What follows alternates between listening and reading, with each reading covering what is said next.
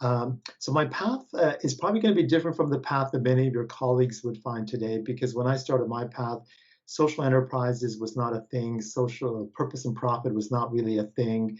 It was really a very traditional path in the corporate or for-profit sector if you wanted to succeed. And so my path was, I went to University of Waterloo, yes, a university you might have heard of, and got my CA. So I was focused on finance and business. And when I graduated, I went to work at companies like Nortel and then a company like Olympia New York and Trizic, which were big multinational companies that had a range of business interests.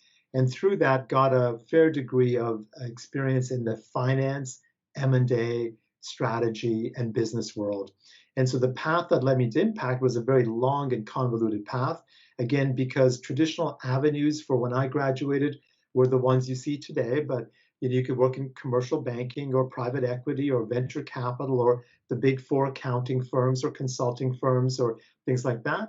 Options for working in an area called social enterprises or social purpose organizations really didn't exist because I'm much older than you.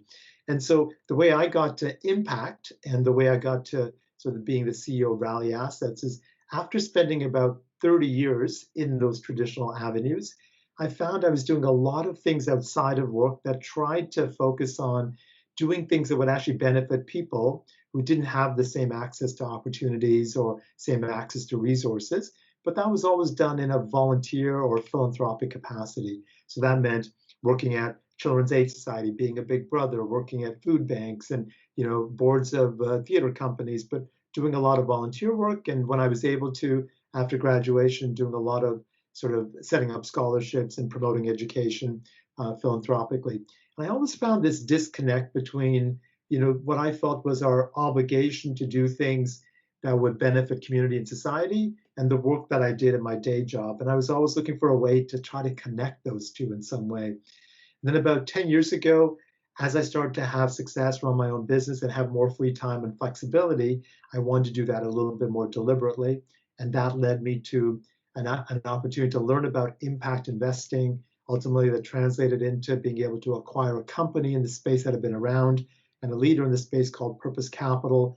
And then we've now taken Purpose Capital, changed the strategy, changed the name to make it what we hope is going to be the preeminent impact advisory and investing firm in the country.